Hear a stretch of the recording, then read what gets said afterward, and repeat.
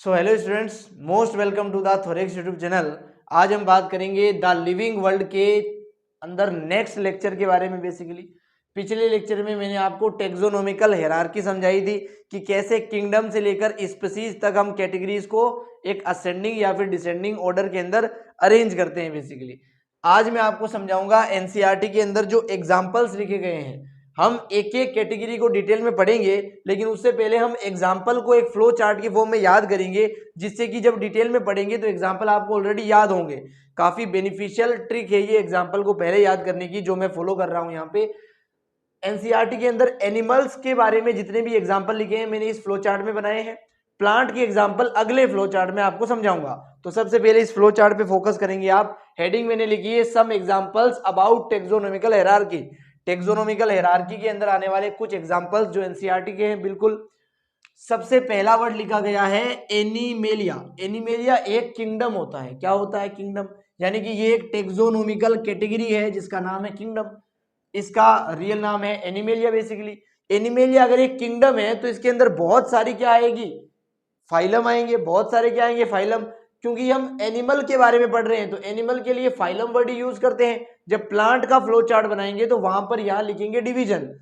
Animalia के अंदर बहुत सारे क्या आते हैं? फाइलम आते हैं। उनमें से एक फाइलम है कोरडेटा। क्या है? कोरडेटा। उसी प्रकार इस कोरडेटा फाइलम के अंदर बहुत सारी क्लासेस आती है। उनमें से एक क्लास है मिमेलिया। क्या है? मिमेलिया। अब आपके मन में डाउट आएगा, हम एक ही क्लास क्यों पढ़ रहे हैं? जब बहुत सारी क्लासेस है, बहुत सारे फाइलम है, तो सारे क्यों नहीं पढ़ रहे? पढ़ेंगे जब डिटेल में एनिमल किंगडम को पढ़ेंगे ना, तब इनकी बातें और करेंगे और धीरे धीरे डिटेल में पढ़ेंगे। अगर एक ही चैप्टर के अंदर सब कुछ पढ़ा दिया जाए, पूरी बायोलॉजी, तो आप ना तो पढ़ पाओगे, ना ही समझ पाओगे, ना ही याद कर पाओगे। यानी कि एक सिक्वेंशियल मैनर के अंदर सब कुछ अरेंज किया है एनसीईआरटी ने, उसी मैनर में हम पढ़ेंगे। एनसीईआरटी में जितने वर्ड लिखे हैं उसको एक्सप्लेन किया जा रहा है यहाँ पे, बहुत ध्यान से देखिएगा। एनिमेलिया क्या है? किंगडम है। कोर्डेटा क्या है? फाइलम है। मिमेलिया क्या है? क्लास है। इस किंगडम के अंदर ये एक फाइलम है जो आता है, इस फाइलम के अंदर ये एक क्लास है जो आती है, और भी बहुत सारी क्लासें आती है। अंडरस्टूड और नॉट? इस क्लास के अंदर ऑर्डर आएगा। बेसिकली दो ऑर्डर एनसीईआरटी में लिखे गए हैं, इसलिए मैंने यहाँ पे कितने ऑर्डर लिखे हैं? दो। According to NCERT. ऐसा नहीं है कि दो ही ऑर्डर आते हैं, ऐसा नहीं है कि एक ही क्लास आती है। जितने एनसीईआरटी में मेंशन्ड है उतने ही याद करने हैं। नीट में एनसीईआरटी से बाहर जनरली क्वेश्चन नहीं जाता है। 95% क्वेश्चन जो होते हैं वो एनसीईआरटी से कवर होते हैं। हमें इन 95% क्वेश्चन के पीछे ही भागना है। जो 5% क्वेश्चन है वो आउट ऑफ द सिलेबस आते हैं, उनके पीछे कभी नहीं भागना है। 95 से सिलेक्शन तो क्या आप टॉप कर जाओगे अगर इतना भी कर लेते हो तो। अंडरस्टूड और नॉट? तो इस मेमेलिया क्लास के अंदर दो ऑर्डर आ रहे हैं बेसिकली। एक का नाम है कार्निवोरा। क्या है? कार्निवोरा। दूसरे का नाम है प्राइमेटा। प्राइमेटा ह्यूमन का ऑर्डर है। अगर पिछली वाली क्लास में जो टेबल याद कराई थी उससे याद कर पा रहे हो तो प्राइमेटा किसका ऑर्डर पढ़ाया था? ह्यूमन का। यानी कि ये एक ऐसा ऑर्डर है जो किसके अंदर आता है? मेमेलिया क्लास के अंदर आता है। कार्निवोरा भी एक ऑर्डर है जो किसके अंदर आता है? मेमेलिया क्लास के अंदर आता है। बेसिकली इस ऑर्डर के अंदर क्या आएगी? फैमिली। तो ह्यूमन की फैमिली क्या थी? होमिनिडी। बेसिकली तो यहाँ पे कौन सी फैमिली आ गई? होमिनिडी आ गई। अब इस फैमिली के अंदर क्या, फैमिली के अंदर जीनस नहीं आता क्या? ऑब्वियसली आता है। क्या नाम है उसका? होमो नाम है। लिखा क्यों नहीं है? क्योंकि एनसीईआरटी में इतना ही मेंशन किया है। मैं चाहता तो लिख सकता था होमिनिडी के अंदर कौन सा जीनस आता है? होमो। होमो के अंदर कौन सी स्पीशीज आती है? सेपियंस। एग्जांपल हो जाता होमो सेपियंस। लेकिन उतना ही लिखेंगे और उतना ही याद करेंगे जितना एनसीईआरटी में लिखा गया है। Basically specially stick to NCERT रहेंगे हम, एक भी वर्ड ज्यादा या कम नहीं पढ़ेंगे। बेसिकली तो इस प्राइमेटा ऑर्डर के अंदर क्या आती है? होमिनिडी फैमिली आती है। इस जो कार्निवोरा ऑर्डर है इसके अंदर दो फैमिली लिखी गई है एनसीईआरटी में। एक तो है फेलिडी फैमिली। क्या है? फेलिडी। और एक है कैनिडी फैमिली। याद करेंगे फेलिडी और कैनिडी। क्या याद करेंगे? फेलिडी कैनिडी, फेलिडी कैनिडी, बार बार बोलेंगे और बोल बोल के याद करेंगे वर्ड्स को। इस कार्निवोरा ऑर्डर के अंदर दो फैमिली आती है। कौन कौन सी? फेमिली और कैनिडी। ये जो फेलिडी फैमिली है इसके अंदर क्या आएंगे? जीनस। तो दो जीनस लिखे हैं, फेलिस और पेंथ्रा। ये दोनों क्या है? ब्रैकेट में मैंने लिखे, ये दोनों जीनस है। इस कैनिडी फैमिली के अंदर एक ही जीनस लिखा गया है एनसीईआरटी में जिसका नाम है कैनिस। क्या नाम है? कैनिस। तो फेलिडी फैमिली के अंदर कौन कौन से जीनस आते हैं? फेलिस और पेंथ्रा। क्या क्या आते हैं? फेलिस और पेंथ्रा। लेकिन कैनिडी फैमिली के अंदर आता है कैनिस। क्या आता है? कैनिस। अब ये तीनों जीनस लिखे हैं हमने, इन जीनस के अंदर कौन कौन सी स्पीसीज आती है ध्यान से देखना। फेलिस के अंदर आता है केटस। क्या आता है? केटस। केटस एक स्पीसीज है। इसी केटस का इंग्लिश नेम होता है केट, यानी कि बिल्ली। अगर इसे बिल्ली कहते हैं तो बिल्ली का साइंटिफिक नेम क्या बनेगा? साइंटिफिक नेम में पहले क्या लिखते हैं? जीनस, फिर क्या लिखते हैं? स्पीसीज। तो इसका जीनस क्या हो गया? फेलिस। स्पीसीज क्या हो गई? केटस। तो केट का साइंटिफिक नेम क्या बना? Felis catus. क्या बन गया? Felis catus. यानी कि इस केटस स्पीसीज का ही दूसरा नाम क्या है? इंग्लिश का नाम क्या है? केट है बेसिकली। उसी प्रकार पैंथेरा जो जीनस है उसके अंदर 3 स्पीसीज लिखी गई है एनसीईआरटी में। एक है टाइग्रिस, दूसरी लियो, तीसरी पारडस। इसे टाइगर बोल सकते हैं। टाइग्रिस साइंस का वर्ड है, टाइगर क्या है? इंग्लिश का वर्ड है। लियो का मतलब लोयन बेसिकली शेर है ना। पारडस का मतलब पांडा है ना। तो शेर, चीता और पांडा, ये तीनों स्पीसीज किस जीनस के अंदर आते हैं? पैंथेरा जीनस के अंदर आते हैं। तो बहुत ध्यान से देखो, चाहे शेर की बात करूं चाहे बिल्ली की बात करूं, दोनों की फैमिली क्या होती है? सेम होती है, लेकिन जीनस क्या होते हैं? अलग अलग होते हैं। शेर और बिल्ली का क्या सेम होता है? फैमिली सेम होती है, जिसका नाम क्या है? फेलिडी है, लेकिन जीनस अलग अलग होते हैं। एक बिल्ली का क्या है? फेलिस, और शेर का क्या है? पैंथेरा है। केवल शेर का ही नहीं, टाइगर का भी और पांडे का भी ये होते हैं, पैंथेरा जीनस होता है बेसिकली। तो इस कार्निवोरा के अंदर जो फेलिडी फैमिली है उसको अच्छे से समझाया मैंने आपको। अब बात करते हैं इस कैनिडी फैमिली के अंदर आने वाले कैनिस जीनस के बारे में। इस कैनिस के अंदर एक स्पीसीज आती है जिसे बोलते हैं लूपस। क्या बोलते हैं? लूपस। लूपस क्या है? एक स्पीसीज है। इसी लूपस का जो इंग्लिश नाम होता है वो डॉग होता है। क्या होता है? डॉग, कुत्ता बेसिकली। याद कैसे करेंगे? देखो, लोग पढ़ाते हैं और समझाते हैं, लेकिन मैं याद कराने की भी जिम्मेदारी लेके चलता हूं साथ में। लूपस, कुत्ते की पूंछ हमेशा टेढ़ी होती है, ये कहावत सुनी होगी। टेढ़े को क्या बोलते हैं साइंस में? लूप बोलते हैं। लूप का मतलब ही होता है ना टेढ़ा, घुमा हुआ, कर्वेचर। तो लूपस जिसमें लूप होगा, अब लूप कहां पे होता है? कुत्ते की पूंछ टेढ़ी है ना, उसमें लूप है, यानी कि कुत्ते का ही नाम क्या है? लूपस है। समझ पा रहे हो या नहीं? गैस कर पा रहे हो कैसे याद रखना है? लूप कहां पे बनता है? कुत्ते की पूंछ में बनता है। तो कुत्ता जो है, डॉग, वो लूपस है बेसिकली, यानी कि उसकी स्पीसीज क्या है? लूपस है। अगर साइंटिफिक नेम बोलना है तो क्या बोलेंगे? Canis lupus. क्या बोलेंगे? कैनिस लूपस, क्योंकि जीनस का नाम पहले रखते हैं साइंटिफिक नेम में, स्पीसीज का नाम बाद में रखते हैं। तो कैनिस लूपस किसका नाम है? डॉग का नाम है। और फेलिस केटस किसका नाम है? कैट का नाम है। सभी के साइंटिफिक नेम आप बना सकते हो। पैंथेरा टाइग्रिस बोले तो किसका नाम है? टाइगर का। पैंथेरा लियो बोले तो किसका नाम है? लोयन का। पैंथेरा पार्डस बोले तो किसका नाम है? पांडे का, या लियोपार्ड भी इसी को बोलते हैं। तो साइंटिफिक नेम यहीं से बने हैं बेसिकली, टेक्सोनोमिकल हायरार्की से। तो ये है एनिमल के अबाउट, एनिमल से रिलेटेड जितने भी एग्जाम्पल लिखे हैं एनसीईआरटी ने, उसका फ्लो चार्ट। इसको फ्लो चार्ट की फॉर्म में ही याद करेंगे, जिससे बहुत अच्छे से विदाउट किसी डाउट आप याद कर पाएंगे। एनसीईआरटी में लाइन की फॉर्म में लिखा गया है कि फेलिडी ये है, कैनिडी ये है, कुछ भी समझ नहीं आएगा। इसी फ्लो चार्ट को बनाओ अच्छे से और बहुत बार बार पढ़ के इसे अच्छे से याद कर लो। So you please note this, then we further move on. So चलिए स्टूडेंट्स, अब मैं आपको समझाता हूं प्लांट के लिए जितने भी एग्जाम्पल लिखे गए हैं एनसीईआरटी में, उनका फ्लो चार्ट। तो मैंने आपके सामने फ्लो चार्ट ऑलरेडी ड्रॉ करके रखा है, ताकि बिल्कुल भी आपका टाइम खराब ना हो, मिनिमम टाइम में आपको मैक्सिमम इनपुट या आउटपुट दिया जा सके। तो सबसे पहला वर्ड हमने लिखा है यहाँ पे प्लांटी। प्लांटी क्या है? प्लांट किंगडम, यानी कि ये क्या है? एक टाइप का किंगडम है। अगला लिखा है स्पर्मेटोफाइटा। स्पर्मेटोफाइटा क्या है? एक टाइप का डिवीजन है। यहाँ पे फाइलम वर्ड नहीं लिखेंगे क्योंकि प्लांट का डिस्कशन हो रहा है, प्लांट के एग्जाम्पल आपके सामने लिखे जा रहे हैं। स्पर्मेटोफाइटा के अंदर एक क्लास होती है जिसे बोलते हैं गेमोपटेल्स। क्या बोलते हैं? गेमोपटेल्स। बड़े शब्दों को याद करने की यही ट्रिक होती है, उन्हें बीच में से तोड़ दो। गेमोपटेल्स, दोनों को अलग अलग पढ़ेंगे। जैसे इसे क्या पढ़ सकते हैं? स्पर्मेटोफाइटा, यहां से तोड़ लो। स्पर्मेटो एक साथ पढ़ेंगे, फाइटा उसके आगे पढ़ेंगे, स्पर्मेटोफाइटा। उसी प्रकार गेमोपटेल्स, ये क्या है? स्पर्मेटोफाइटा डिवीजन है। गेमोपटेल्स क्या है? एक क्लास है। एक डिवीजन के अंदर बहुत सारी क्लासें होगी, हमने एक लिखी है क्योंकि एनसीईआरटी में मेंशन है, इतना मैं उम्मीद करता हूं समझ गए हैं आप। अब इस क्लास के अंदर बहुत सारे ऑर्डर आते हैं। दो ऑर्डर हमने लिख रखे हैं बेसिकली। एक है पॉलीमोनियल्स। क्या है?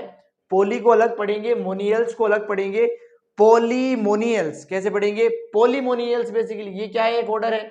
दूसरा ऑर्डर है सेपिनडेल्स, ये भी क्या है, ऑर्डर है। सेपिनडेल्स नाम सुन के याद आया होगा, पिछली क्लास में पढ़ाया था, मैंगो को साफ करने का ऑर्डर दिया था, इसलिए मैंगो का ऑर्डर क्या है, सेपिनडेल्स। देख लो मेंजीफेरा इंडिका का ऑर्डर क्या आ रहा है, सेपिनडेल्स आ रहा है। ट्रिक से इतना फायदा होता है।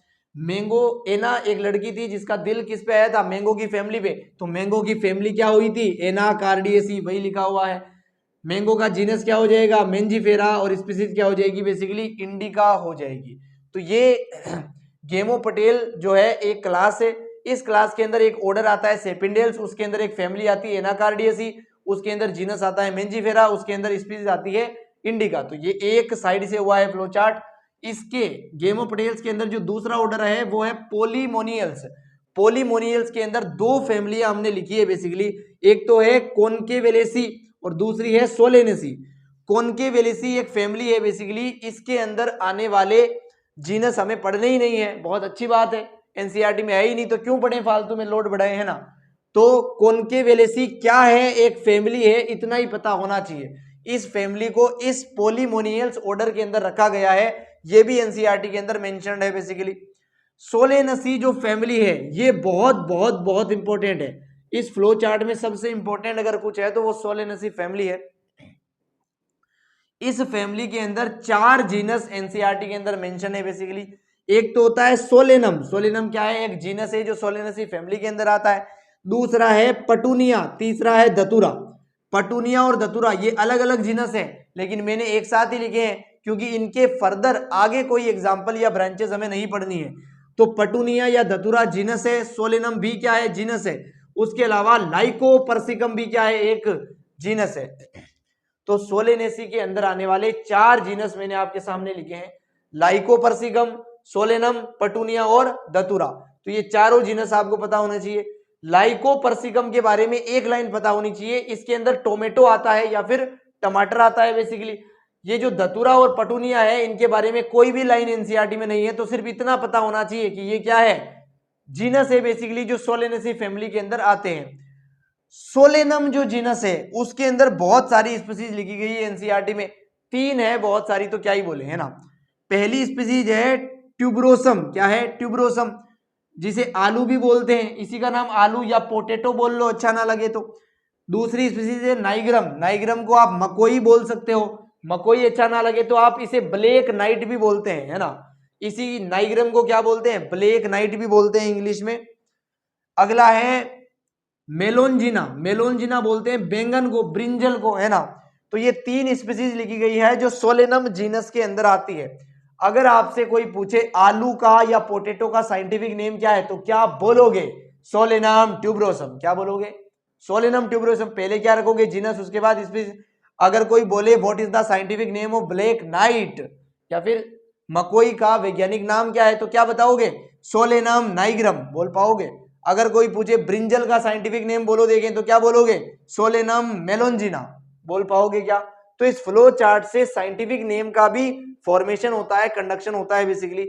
इस फ्लो चार्ट को आप अच्छे से बनाएं, एक एक वर्ड एनसीईआरटी से उठाया गया है, एक भी वर्ड एनसीईआरटी के बाहर का नहीं है, लेकिन एनसीईआरटी में मतलब लाइनों के फॉर्म में लिखा है, जिसको समझना और नॉलेज को बाहर निकालना, बहुत ध्यान लगाकर बाहर निकाल भी लोगे तो याद कैसे करोगे, लाइनें याद नहीं होती है। ऐसे फ्लो चार्ट इसलिए बना रहा हूं ताकि आप इजीली सबको सेपरेट कर सको और देख सको कौन क्या है, किसके अंदर कौन कौन से जीनस आते हैं और किस जीनस के अंदर कौन कौन सी स्पीसीज आती है basically. So you can draw this, then we further move on. So चलिए स्टूडेंट्स, टेक्सोनोमिकल हायरार्की के एग्जांपल्स को समझने के बाद, याद करने के बाद, मैं एक एक टेक्सोनोमिकल कैटेगरी को एक्सप्लेन करता हूं आपके सामने डिटेल में। सबसे पहले स्टार्ट करते हैं स्पीसीज के साथ। स्पीसीज सबसे छोटी यूनिट है बेसिकली, है ना।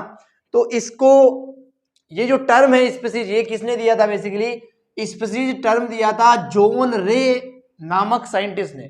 तो इसको अच्छे से लिखें आप और याद करें, जॉन रे ने क्या दिया था, स्पीसीज शब्द दिया था, स्पीसीज टर्म दिया था basically. It is a group of closely related organism, ये एक ग्रुप होता है, स्पीसीज क्या होती है, एक ग्रुप होता है जो कि क्लोजली रिलेटेड ऑर्गेनिजम्स होते हैं। क्लोजली रिलेटेड का मतलब है दिखने में एक जैसे होते हैं वो। Which can freely naturally interbreed, जो कि इंटरब्रीड कर सकते हैं, आपस में रिप्रोडक्शन कर सकते हैं बेसिकली नेचुरली, इसमें कोई आर्टिफिशियल रोल नहीं है, ऐसा नहीं होना चाहिए। और वो फ्रीली क्या होने चाहिए, इंटरब्रीड करने चाहिए। देखो एक डॉग और एक कैट कभी भी ब्रीडिंग नहीं करेंगे बेसिकली, है ना, तो वो फ्रीली ब्रीडिंग नहीं करते हैं। फ्रीली ब्रीडिंग कौन करेगा, एक डॉग दूसरे डॉग के साथ करेगा बेसिकली, है ना, या आप कह सकते हो डॉग बिच के साथ करेगा बेसिकली, मेल और फीमेल का ध्यान रखते हुए, तो इसे बोलते हैं फ्रीली। और नेचुरली का मतलब है नेचर के अंदर घूमते हुए बेसिकली।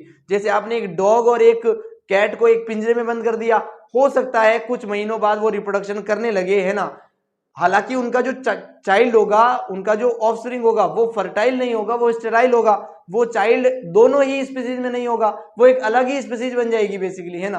हो ये भी हो सकता है कि रिप्रोडक्शन हो ही ना, केवल इंटरकोर्स की प्रोसेस हो, आगे रिप्रोडक्शन की प्रोसेस ही ना हो, जाइगोट ही ना बने, ऐसा भी हो सकता है, इट कुड बी पॉसिबल। तो यहाँ पे हम लिख रहे हैं कि फ्रीली का मतलब क्या है, नेचर में घूमते हुए। नेचुरली का मतलब है आर्टिफिशियल कोई भी एक्टिविटी इन्वॉल्व नहीं होनी चाहिए, जैसे कि पिंजरे में बंद करना वगैरह। इन एक्टिविटी के बिना अगर कोई ऑर्गेनिज्म इंटरब्रीड कर रहे हैं, रिप्रोडक्शन कर रहे हैं, तो वो दोनों ऑर्गेनिज्म किसके अंदर आएंगे, एक ही स्पीसीज के अंदर आएंगे। नेचर के अंदर obviously produce a fertile offspring. Fertile का मतलब होता है ऐसा ऑफस्प्रिंग जो खुद भी रिप्रोडक्शन करके आगे अपनी जनरेशन को जन्म दे सकता है, आगे अपनी जनरेशन को बढ़ा सकता है। यानी कि दो ऑर्गेनिज्म जो फ्रीली नेचुरली इंटरब्रीड करे और उनसे जो बच्चा हो, वो बच्चा भी आगे रिप्रोडक्शन करने में कैपेबल हो, सक्षम हो, क्षमता रखता हो रिप्रोडक्शन करने की। तो वो जो दो ऑर्गेनिज्म थे जिन्होंने रिप्रोडक्शन किया था, उन दोनों ऑर्गेनिज्म को एक ही स्पीसीज के अंदर माना जाएगा। ये है स्पीसीज की प्योर डेफिनेशन। अंडरस्टूड और नॉट। स्पीसीज की डेफिनेशन में क्राइटेरिया रखा गया है, ऐसे ऑर्गेनिज्म जो आपस में रिप्रोडक्शन कर सकते हैं वो सेम स्पीसीज में होंगे, लेकिन उस रिप्रोडक्शन से जो चाइल्ड प्रोड्यूस होगा, जो ऑफस्प्रिंग प्रोड्यूस होगा, उसके अंदर रिप्रोडक्शन की कैपेसिटी होनी चाहिए। ये दो कंडीशन है बेसिकली इसकी डेफिनेशन के अंदर। Species is a genetically close system. Close का मतलब बंद, जेनेटिकली का मतलब है जीन्स। एक स्पीसीज के जीन्स, जैसे मैं कहूं ये कोई स्पीसीज 1 है, ये कोई स्पीसीज 2 है, दो अलग अलग स्पीसीज है। इस स्पीसीज के अंदर मिलने वाले जो जीन्स होते हैं वो कभी भी इस स्पीसीज के अंदर नहीं जा सकते हैं। जीन कैसे जाते हैं, रिप्रोडक्शन के कारण। जब इसके ऑर्गेनिज्म इसी के ऑर्गेनिज्म से रिप्रोडक्शन करेंगे तो जीन यही तो रहेंगे। जब इसके ऑर्गेनिज्म इसी के साथ रिप्रोडक्शन करेंगे तो जीन यही रहेंगे। अगर यहाँ का ऑर्गेनिज्म यहाँ के ऑर्गेनिज्म के साथ रिप्रोडक्शन करता तो जीन एक्सचेंज हो सकता था, लेकिन रिप्रोडक्शन केवल कहाँ होता है, स्पीसीज के अंदर। इसीलिए एक स्पीसीज के जो जीन है वो कभी भी दूसरी स्पीसीज में नहीं जाते हैं। इसीलिए स्पीसीज को क्या बोलते हैं, जेनेटिकली, यानी कि जीन क्लोज सिस्टम। जीन जो है वो एक ही बंद सिस्टम के अंदर रखे हुए हैं, उसी सिस्टम को क्या बोलते हैं, स्पीसीज बोलते हैं। एक स्पीसीज के जीन दूसरी स्पीसीज में नहीं जाते हैं बेसिकली। ये लाइन ये कहना चाह रही है आपसे आसान शब्दों में। अगली जो हेडिंग लिखी है, टॉपिक लिखा है स्पीसीज के बारे में, वो है biological concept of species. Biological, देखो सबसे पहले तो स्पीसीज की डेफिनेशन के लिए बहुत ज्यादा साइंटिस्टों ने प्रयास किए थे। कुछ साइंटिस्टों ने ये बताया था जो एक जैसे दिखते हैं उनको एक स्पीसीज में रख देते हैं। कुछ ने ये बताया था कि जो एक जगह पे रहते हैं, एक प्लेस पे हैबिटेट है उनका, उन्हें एक स्पीसीज में रख देते हैं। लेकिन जो सबसे एक्सेप्ट की गई थी डेफिनेशन स्पीसीज की, वो बायोलॉजिकल डेफिनेशन थी। बायोलॉजी कहती है रिप्रोडक्शन के बेसिस पे। अभी जो ये डेफिनेशन पड़ी है ये बायोलॉजिकल कंसेप्ट ऑफ स्पीसीज के अंदर ही प्रोड्यूस की गई थी, इसके अंदर ही प्रपोज की गई थी। ये किसने दिया था बेसिकली, ये अर्नस्ट मेयर ने दिया था। किसने दिया था, अर्नस्ट मेयर ने दिया था। अर्नस्ट मेयर को डार्विन ऑफ 20th सेंचुरी कहा जाता है। डार्विन जो है एक इवोल्यूशन के साइंटिस्ट है, उन्होंने बहुत प्रयास किए थे इवोल्यूशन के अंदर। उसी प्रकार अर्नस्ट मेयर ने बायोलॉजिकल डेफिनेशन दी थी स्पीसीज की, इसलिए इनको बोलते हैं डार्विन ऑफ 20th सेंचुरी। किसे बोलते हैं, अर्नस्ट मेयर को। इन्होंने क्या किया था, biological concept of species theory को प्रोड्यूस किया था। इस थ्योरी का जो बेस है वो क्या है, रिप्रोडक्टिव आइसोलेशन। इसका बेस क्या है, रिप्रोडक्टिव आइसोलेशन। रिप्रोडक्टिव का मतलब है रिप्रोडक्शन, कौन रिप्रोडक्शन कर सकता है कौन नहीं कर सकता, इस बेसिस पे ऑर्गेनिज्म को अलग अलग किया था। आइसोलेशन का मतलब अलग अलग करना, रिप्रोडक्टिव का मतलब रिप्रोडक्शन। रिप्रोडक्शन के बेसिस पे ऑर्गेनिज्म को अलग अलग किया था इस कंसेप्ट ने, इसलिए ये किस पे बेस्ड है, रिप्रोडक्टिव आइसोलेशन पे बेस्ड है बेसिकली। तो किसने दिया है, किस पे बेस्ड है, इतना समझा पाया हूं, इसने कौन सी डेफिनेशन दी है? ये डेफिनेशन किसने दी है? इसी कंसेप्ट ने दी है बेसिकली। अब इसके कुछ ड्रॉबैक्स है, कुछ कमियां भी है। किसकी? इस बायोलॉजिकल कंसेप्ट ऑफ स्पीसीज की कमियां कितनी है? 3 कमियां, 3 ड्रॉबैक, 3 लिमिटेशन आपके सामने लिखे हैं। देखो, ये जो कंसेप्ट था ये क्या बोलता है कि जो रिप्रोडक्शन करके ऐसा फर्टाइल ऑफस्प्रिंग बना देंगे उसे क्या बोलेंगे? स्पीसीज बोलेंगे। ऐसे ऑर्गेनिज्म के बारे में क्या कहोगे जो सेक्सुअल रिप्रोडक्शन ही नहीं करते? कुछ प्लांट होते हैं जो एसेक्सुअल रिप्रोडक्शन करते हैं, यानी कि उन प्लांट पे ये अप्लाई नहीं होता है। It does not apply to plants which do not undergo sexual reproduction. ऐसे प्लांट जिनके पास सेक्सुअल रिप्रोडक्शन करने की कैपेसिटी नहीं है, उनके अंदर होता ही नहीं है, उनके अंदर एसेक्सुअल रिप्रोडक्शन होता है, उन प्लांट के ऊपर ये जो डेफिनेशन है स्पीसीज की वो अप्लाई नहीं होती है बेसिकली। दूसरा ड्रॉबैक है बैक्टीरिया के बारे में। बैक्टीरिया के अंदर भी सेक्सुअल रिप्रोडक्शन नहीं होता है। कौन सा होता है? एसेक्सुअल। उसका नाम है बाइनरी फिजन। आगे पढ़ेंगे बायोलॉजी में धीरे धीरे, लेकिन अभी आप इतना समझें, बैक्टीरिया के ऊपर भी अप्लाई नहीं होता है क्योंकि इसके अंदर भी सेक्सुअल रिप्रोडक्शन नहीं होता है। इसलिए बैक्टीरिया को क्या कहा जाता है? Non biological species. क्वेश्चन पूछा जा सकता है, नॉन बायोलॉजिकल स्पीसीज किसे बोलते हैं? तो किसे बोलते हैं? बैक्टीरिया को बोलते हैं। क्यों बोलते हैं? क्योंकि बैक्टीरिया के ऊपर ये कंसेप्ट अप्लाई नहीं होता है। क्यों अप्लाई नहीं होता है? क्योंकि बैक्टीरिया के अंदर सेक्सुअल रिप्रोडक्शन नहीं होता है बेसिकली। Excuse me. तीसरा जो ड्रॉबैक है, लिमिटेशन है, उस पर ध्यान देते हैं। Some interbreed of closely related species. कुछ स्पीसीज जो बहुत ही क्लोजली रिलेटेड है उनके बीच में कभी कभी रिप्रोडक्शन हो जाता है। क्लोजली रिलेटेड है इसका मतलब अलग अलग स्पीसीज तो है ही है। अगर अलग अलग स्पीसीज में रिप्रोडक्शन हुआ है तो जो ऑफस्प्रिंग बनेगा उसके अंदर वो फर्टाइल नहीं होगा बेसिकली, उसके अंदर रिप्रोडक्शन करने की कैपेसिटी नहीं होगी। अगर फर्टाइल नहीं है तो उसी को क्या बोलते हैं? स्टेराइल बोलते हैं। यानी कि यहाँ पर कुछ ऑर्गेनिज्म के नाम लिखे गए हैं जो कैसे होते हैं? स्टेराइल होते हैं। उनके अंदर म्यूल आता है, हिनी आता है, टाइगोन आता है, लाइगर आता है। ये कैसे बने हैं मैं अगली स्लाइड के अंदर, अगले बोर्ड के अंदर आपको समझाऊंगा। म्यूल कैसे बनता है, डंकी हॉर्स से बनता है, हिनी कैसे बनता है, टाइगोन कैसे बनता है, लाइगर कैसे बनता है, ये कहाँ रिप्रोडक्शन होने से बनते हैं ये समझाऊंगा। So you can please note this, then we further move on. So students, ये है वो चारों एग्जाम्पल जो हमने लिखे थे क्लोजली रिलेटेड स्पीसीज के अंदर इंटरब्रीडिंग या रिप्रोडक्शन होने से जो बनते हैं और जो स्पीसीज की डेफिनेशन को एक्सप्लोड करते हैं, तोड़ते हैं, एक्सेप्शन की थ्रू है। कुछ उनकी बात करते हैं। अगर हम डंकी और हॉर्स के बीच में क्रॉस कराते हैं उसमें भी डंकी को मेल रखते हैं और हॉर्स को कैसा रखते हैं? फीमेल रखते हैं। यानी कि मेल डंकी का क्रॉस कराते हैं फीमेल हॉर्स के साथ, तब क्या बनता है ऑफस्प्रिंग के रूप में? उसी को बोलते हैं म्यूल बेसिकली, है ना। अगर आप इनके जेंडर को चेंज कर देते हो, फीमेल लेते हो डंकी और मेल क्या लेते हो? हॉर्स लेते हो, तो जो बच्चा बनेगा, ऑफस्प्रिंग बनेगा, उसे क्या बोलेंगे? हिनी बोलेंगे। म्यूल और हिनी दोनों ही कैसे होते हैं? स्टेराइल होते हैं, यानी कि ये रिप्रोडक्शन नहीं कर सकते हैं। म्यूल को बनाने के लिए आपको फिर से यही प्रोसेस करना पड़ेगा। एक म्यूल रिप्रोडक्शन करके दूसरा म्यूल नहीं बना सकता है, एक हिनी भी रिप्रोडक्शन करके दूसरी हिनी नहीं बना सकती है। ये दोनों ही कैसे होते हैं? स्टेराइल होते हैं। ये जो क्रॉस है ना, ये अपने आप भी हो सकता है, नेचर में घूमते घूमते हॉर्स और डंकी के बीच में क्रॉस हो सकता है। इसलिए इस क्रॉस को क्या बोलेंगे? नेचुरल ब्रीडिंग बोलेंगे। क्या बोलेंगे? नेचुरल ब्रीडिंग बोलेंगे। इसी का नाम रखेंगे नेचुरल ब्रीडिंग। नेचुरली हो रहा है बेसिकली। लेकिन अगर हम कराते हैं टाइगर और लोयन के बीच में क्रॉस, उसमें भी टाइगर कैसा है? मेल, और लोयन कैसा है? फीमेल। फीमेल लोइन है तो उसी को क्या बोलेंगे? लोइनेस बोलेंगे बेसिकली। तो हमने लिखा है मेल टाइगर और फीमेल लोइनस बेसिकली। इनके बीच में क्रॉस होने से जो ऑफस्प्रिंग बनेगा उसी को क्या बोलेंगे? उसी का नाम रखेंगे टाइगोन बेसिकली। याद कैसे करेंगे? देखो, मेल क्या है? टाइगर, तो नाम रखा है टाइगोन। यहां पे मेल क्या है? लोयन, तो नाम क्या रखा है? लाइगर। देखो, एल से स्टार्ट हो रहा है तो एल से स्टार्ट कौन होता है? लोइन। जो मेल होता है नाम उसी के बेसिस पे रखा जाता है। मेल डोमिनेट सोसाइटी से आप याद रख सकते हो, जो मेल होगा नाम उसी के बेसिस पे रखा जाएगा। टाइगर अगर मेल है, लोयन अगर फीमेल है तो नाम क्या होगा? टाइगोन। लोयन अगर मेल है, टाइगर अगर फीमेल है, फीमेल टाइगर को ही क्या बोलेंगे? टाइगरस बोलेंगे बेसिकली। इनके बीच में अगर होगा तो उसे बोलेंगे लाइगर। ये दोनों जो होते हैं ये फर्टाइल होते हैं।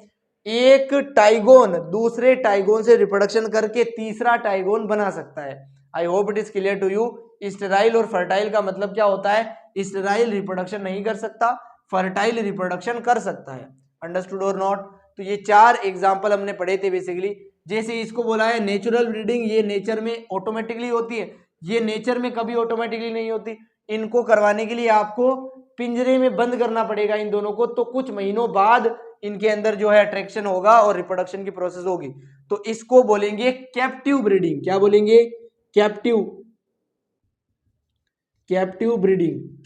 कैप्टिव का मतलब ही होता है पकड़ना। इनको पकड़ के एक ही जगह रख दिया है बेसिकली, तो इन्हें captive breeding, captive inter breeding बोल लो चाहो तो, इसे नेचुरल इंटर ब्रीडिंग बोल लो, ब्रीडिंग बोलो, इंटर ब्रीडिंग बोलो, रिप्रोडक्शन बोलो, बात तो सेम है। क्रॉस बोलो, ये सारी बातें सेम होती है। तो ये चारों एग्जाम्पल मैं उम्मीद करता हूं आपको समझा पाया हूं। ये चारों एग्जाम्पल एक्सेप्शन है किसके?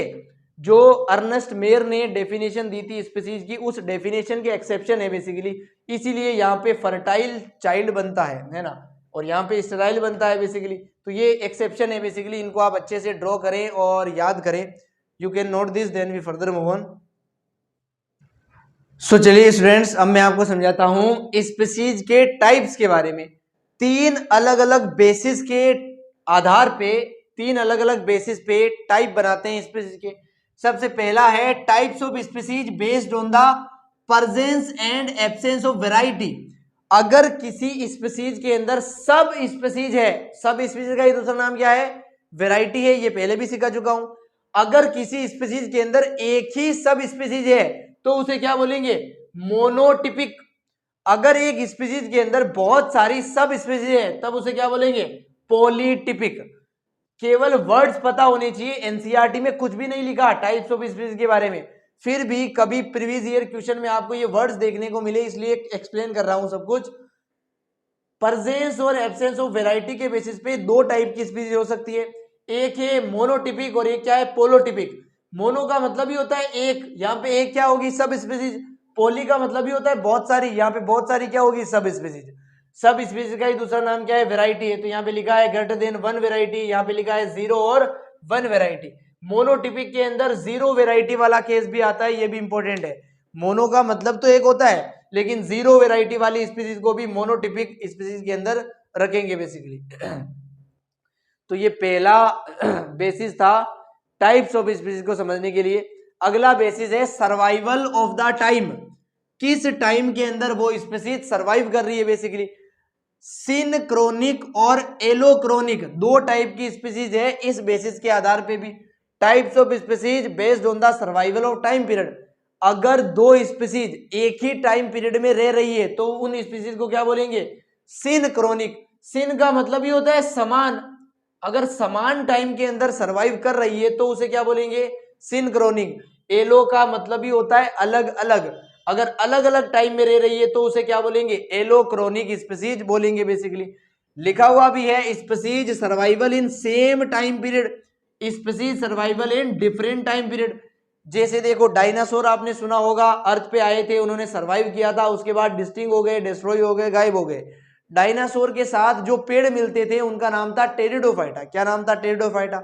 यानी कि डायनासोर जब मिलते थे उस टाइम कौन से पेड़ मिलते थे? टेरिडोफाइटा।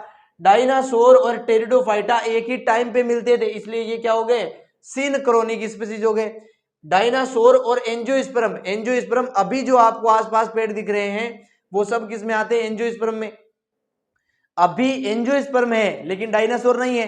अलग अलग टाइम पीरियड में दोनों ने सर्वाइव किया था। डायनासोर ने पहले सर्वाइव किया, एंजियोस्पर्म अब सर्वाइव कर रहे हैं। तो क्या ये दोनों स्पीसीज अलग अलग टाइम पीरियड में सर्वाइव कर रही है?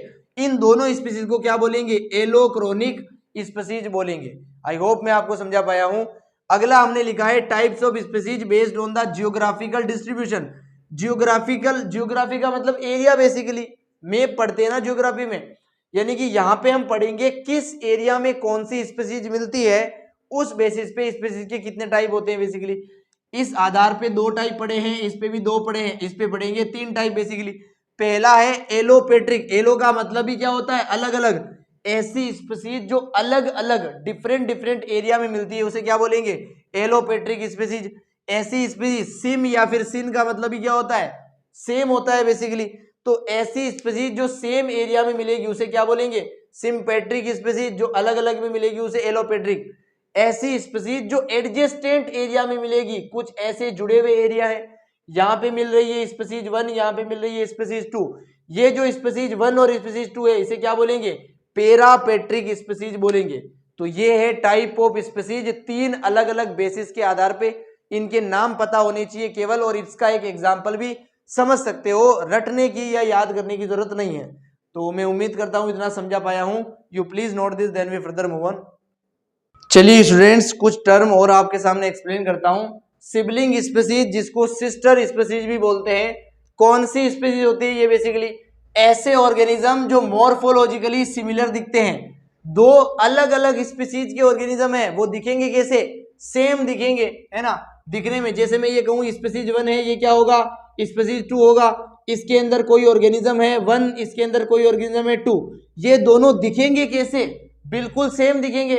आप देखकर बता ही नहीं पाओगे कि अलग अलग स्पीसीज है, तो कैसे बता पाओगे, जेनेटिकली डिफरेंट, इनके जीन्स क्या होते हैं, डिफरेंट होते हैं बेसिकली, और ये रिप्रोडक्टिवली आइसोलेटेड होते हैं, तभी तो अलग स्पीसीज है यार।